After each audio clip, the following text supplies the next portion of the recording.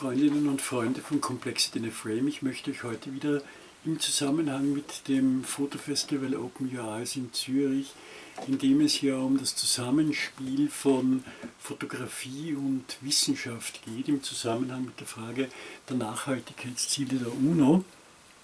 Im Rahmen dieser Ausstellung möchte ich euch mit dem holländischen Fotografen Chris de Bode bekannt machen. Chris de Bode ist einer der ganz Großen, kann man sagen. Er hat eine bewegte Lebensgeschichte hinter sich. Darüber erfahrt ihr ein bisschen was in dem kommenden Video.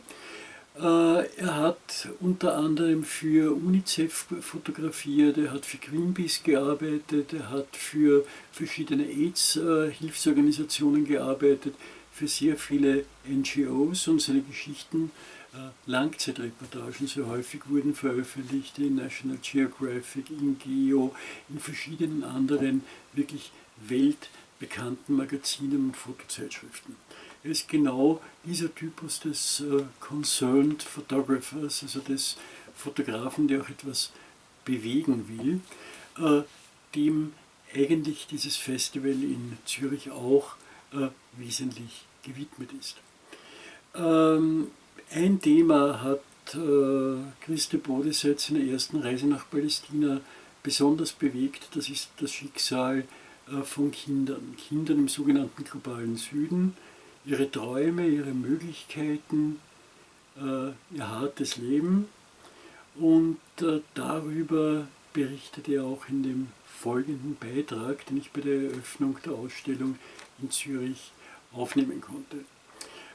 Wenn ihr mehr wissen wollt, ich blende es noch einmal ein, es gibt einen fantastischen Katalog zu dieser Ausstellung in Zürich, den könnt ihr eigentlich in jeder gut sortierten Buchhandlung in Österreich auch bekommen. Und ich hoffe, dass dieses Gespräch mit Chris de Bode auch ein bisschen das Bewusstsein schärft, wie schwierig die Situation auch für ganz große Fotografen heute ist, unter geänderten politischen und auch gesellschaftlichen Rahmenbedingungen, auch was den Umgang der NGOs mit ihren künstlerischen und dokumentarischen Mitarbeitern betrifft. Ich glaube, es sind wirklich spannende Minuten, die ihr jetzt erleben werdet. Trotzdem möchte ich noch einmal darauf hinweisen, nehmt, wo ihr auch hingeht, eure Kameras mit oder verwendet eure Handycams, wenn eure Kameras dazu in der Lage sind. Denkt daran, das schlechteste Foto ist immer das, das man nicht gemacht hat. Und Bilder sind es manchmal wirklich wert, über einen längeren Zeitraum aufbewahrt zu werden, nicht nur wegen des Erinnerungswertes, sie haben oft auch eine ganz wichtige dokumentarische Funktion. Das war's, viel Vergnügen, viel spannende Unterhaltung in den nächsten Minuten und bis bald. Okay. Chris and I, we know each other for a long time. I know his long-term projects, I know his books. Here we see work that you have been working on for a long time, but maybe just as a short introduction, you are a photographer still, even though you do also other things. What is your view on being a photographer these days? Ooh, that's a difficult and also rather emotional question. Because the work you see here, I did over a span of 8 years, traveling to all these countries, mainly working on assignment.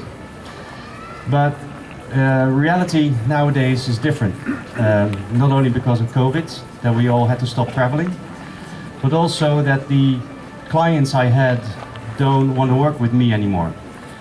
And that's because I've got a really bad character, and so they're done with me.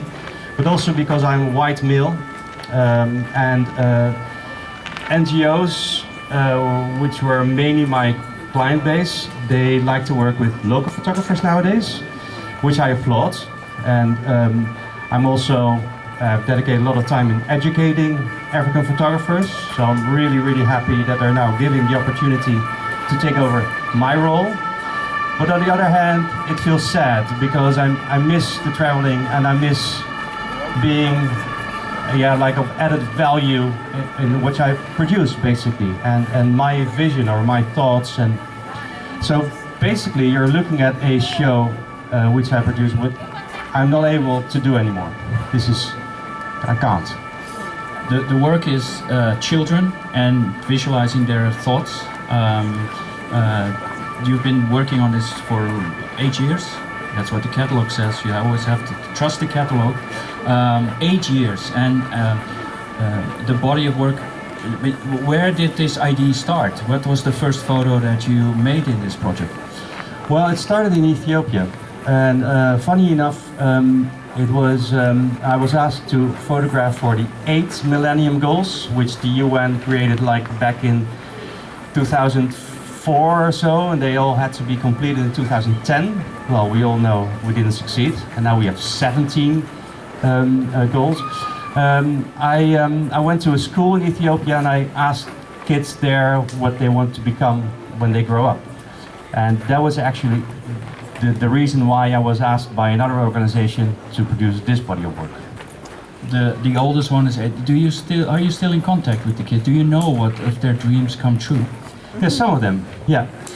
Because of social media, you know, I'm in contact with a few. And I also revisited kids which I photographed. And one story, I was in India, in Delhi, and I photographed a girl in front of a wall, and we decided to paint a plane on the wall because she wanted to become an air hostess. And then 4 years later, I visited her again, and we went to the wall, and the owner of the wall removed the plane because he probably thought like, who painted a plane on my wall? And then the girl, 4 years later, didn't want to become an air hostess anymore. She just finished school and she wanted to become a lawyer. And that seems to be her reality now. So I saw growth, and because you have to realize, you always photograph people in a certain moment of time. And this is a very positive story. I photograph kids in their strength and with their hopes and beliefs. And I try not to stigmatize. I don't want to stereotype. And this is the result of a labor of love, basically. Yeah. Is it a cooperation with the kids? You photograph them, but do you work with them, or do you instruct them, or do you say, let's visualize this? Do they do this out of themselves, or is it something you come up with together? Yeah, it's really done together.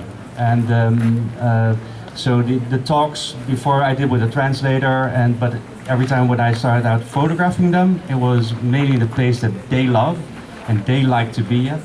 And I was together with them. So it was really a mutual thing. And of course, you know, I was sometimes directing and stuff. But no, it's co-creation. Yeah.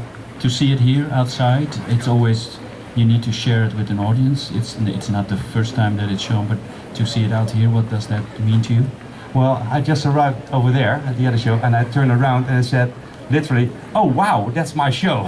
I mean, it's a wonderful spot. Well, I'm extremely happy that there's so many people sharing this with me, and it means a lot. So, yeah. I thought when I heard that, I said, this is the theme of the new exhibition. Oh wow, this is my show. Final question, when you grow up, what is your dream? Well, in fact, when I was young, I always walked past the photo shop. And I was, I think, 7 years old, and I saw all these cameras with these buttons and stuff, and I totally forgot about it. But when I was 25 and totally confused about what I wanted to do, and I remembered like, hey, this photo thing. And then I started out, and well, that's a romantic story to it, but yeah. Something like that. Yeah. Photographer till you never finish. Chris de Bode, thank you so much for sharing your insights, your thoughts about it, and congratulations having these dreams here on display in Zurich. I forgot. Listen, I want to do some self-promotion here because you're all here. I published a book, and it's a lovely book. Here it is. It's like contains 70 dreams or so, 17 different dreams. Look me up on my website if you're interested. I've got a bunch of books still in my attic, so feel free. And thanks again.